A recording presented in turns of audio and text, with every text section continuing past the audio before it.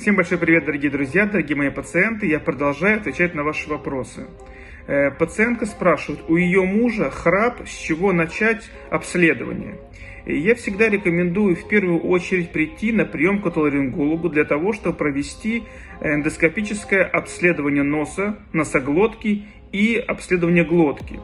После этого я всех пациентов отправляю к врачу-сомнологу для того, чтобы провести кардиореспираторный мониторинг, то есть определить апноэ, остановки дыхания во время сна.